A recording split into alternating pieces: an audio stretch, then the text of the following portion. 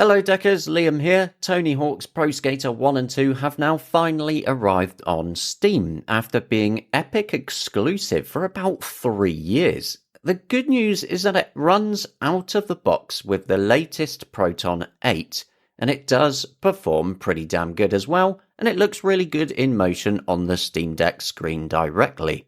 Now, as a big fan of the originals, spending many an hour playing them, having them on Steam like this makes me quite happy. The gameplay clips that you're seeing here are all on the default medium preset that the game has for Steam Deck, and there's very little problems with it there on single player. Apart from a few shader blips when you first get into a map for the first time, the performance is really smooth and it feels really good to play on SteamOS 3.5 preview that I'm on right now.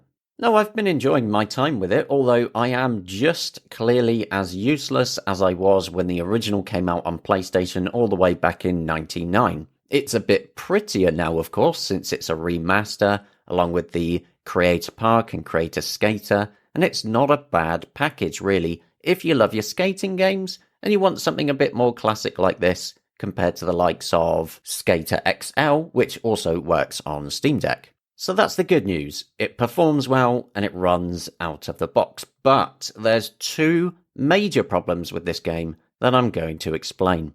The first is that even for just playing single player all by yourself, the game as a whole requires a forced online connection. Yes, you heard me right. The game will not allow you to do anything. You cannot even get to the menu unless you are connected to the internet. It is completely ridiculous and really player hostile, and on that alone, I simply wouldn't recommend it to you. For Steam Deck especially, a portable device where you're likely taking it with you and often away from stable connections or having no connection at all, so that is a big problem. Most people don't seem to care though, with it already at time of recording having a very positive rating on Steam. Unfortunately, this is the way the industry is going. Anytime a game has any kind of online element to it or things you unlock, for some reason the bigger publishers want to force it behind an active internet connection where they control it, even for single-player stuff. Does anyone remember 2013 SimCity, a single-player city-building game where it had vast logging queues? It seems like the industry just won't learn. And if you have internet to get into the game, that's great, but there is another problem. You see, the online part of the game doesn't actually work on Steam Deck. There seems to be some sort of issue with it running through Proton on the Linux-based SteamOS, although this game does also have a history of the online mode on other stores and other platforms being complete junk and not working as well. You see, when you go to try to play online on Steam Deck, it just gets stuck, and in the corner it will just repeatedly say it's trying to connect, and then eventually it just gives up on you.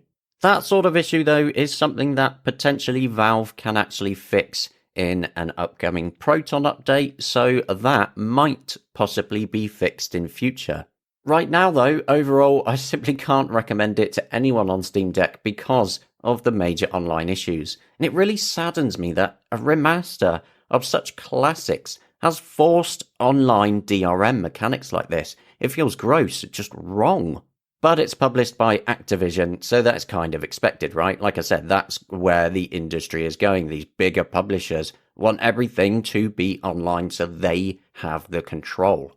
If forced online is no issue for you, maybe go for it, because otherwise the single player works great and it performs well across all of the maps that I tested on the medium graphics settings.